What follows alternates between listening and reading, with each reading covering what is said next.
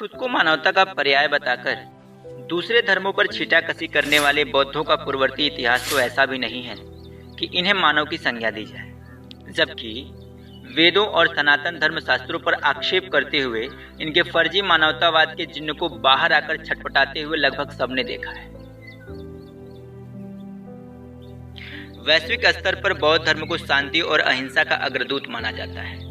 हाँ, ये अलग बात है कि इस धर्म को मानने वालों में यह दोनों ही बातें नदारत होती हैं। बात अगर धर्म के प्रचार और प्रसार की करें तो बड़ी ही साफ सुथरी और मनमोहक छवि के साथ धर्म को प्रस्तुत किया जाता है, कुछ ऐसे कि पहले ही प्रभाव में सामने वाला प्रभावित हुए बिना ना रहे। लेकिन आज इस वीडियो के माध्यम से आपको बौद्ध धर्म के बारे में कुछ ऐसे तथ्य बताने वाले हैं जो इस धर्म को लेकर आपके अंदर बैठी भ्रांतियों को निकालकर बाहर फेंक देगा। बौद्ध धर्म का प्रारंभिक दौर चाहे जैसा भी रहा हो, लेकिन बाद के समय में इस धर्म ने बहुत ही तेजी से निकृष्टता को प्राप्त किया है। भारत ही नहीं, विदेशों में भी इस धर्म ने विस्तार के साथ साथ सामाजिक अवनति को प्राप्त किया है, जिसके विषय में तमाम देशी विदेशी इतिहासकारों ने लिखा भी है। आज के इस वीडियो में हम बताएंगे कि अहिंसा के नाम पर विश्व में अपनी पहचान बनाने वाले इस धर्म के लोगों का खान पान कितना निकृष्ट और घृणित था।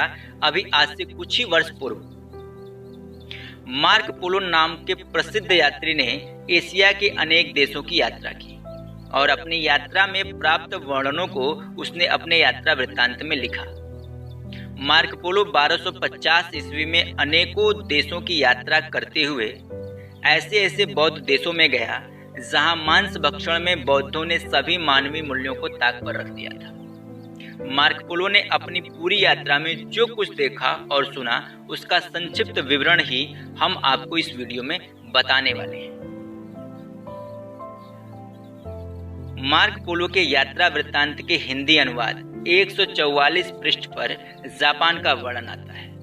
उसने लिखा है कि जापान में बौद्ध लोगों के बीच एक अजीब प्रथा का प्रचलन है, जिसमें अगर उस देश का कोई कैदी अपनी जमानत के लिए निर्धारित जमा राशि जमा नहीं करवाता तो यहाँ के निवासी उसे मारकर उसके मांस को बकरे के मांस के साथ मिलाकर खा जाते हैं।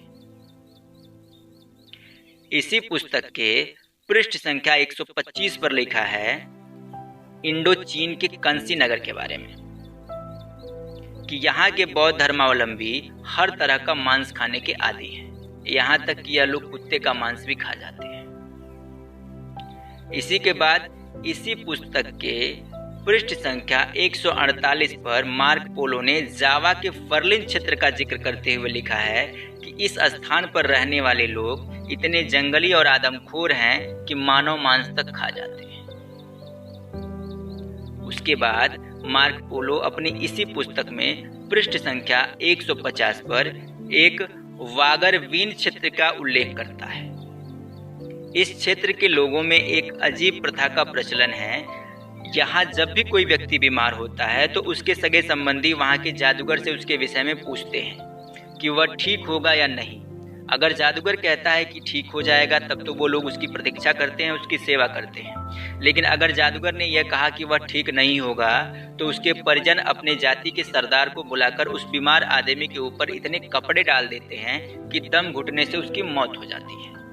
उसके बाद वह लोग उस मरे हुए व्यक्ति का मांस पकाते हैं और बड़े ही प्रसन्न होकर खाते हैं और यहाँ तक कि उसकी हड्डियों को चूस कर खा जाते हैं। इस तरह मार्क पोलो के यात्रा वृत्तांत में आपने बौद्ध धर्मानुयायियों के जन जीवन और रहन सहन, संस्कृति और सामाजिक संरचना को देखा और जाना। आज वर्तमान में यह लोग भले ही स्वयं को ज्यादा मानवतावादी, इंसानियत की चाशनी में डूबा हुआ धर्मात्मा बताने का प्रयास भले करते हों, लेकिन इनका अतीत बहुत ही विकृत और विभत्स और डरावना है।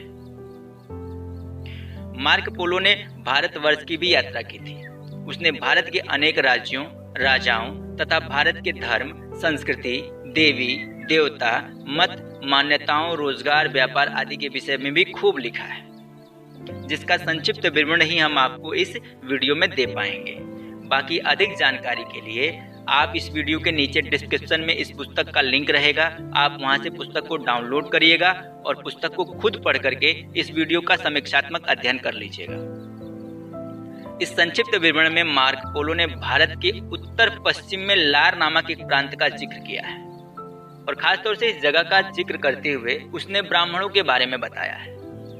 जी हाँ, उन्हीं ब्राह्मणों के बारे में जिन ब्राह्मणों के बारे में आज बहुत ही ज्यादा दुष्प्रचार फैलाने का कार्य हमारे बौद्ध समाज के लोग करते हैं।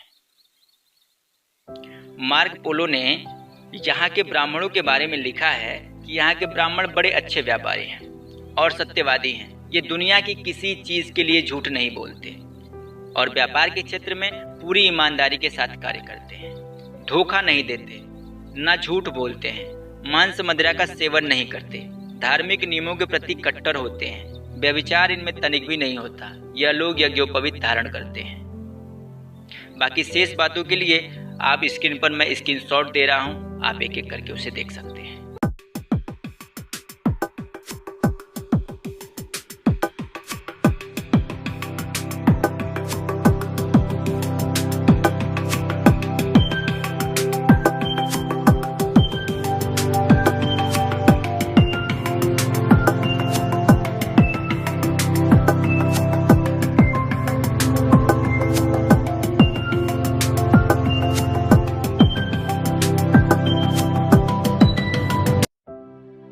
इस प्रकार इस वीडियो के माध्यम से आपने यह समझा कि विश्व स्तर पर बौद्ध धर्म के लोगों का सामाजिक, सांस्कृतिक और चारित्रिक स्तर क्या था।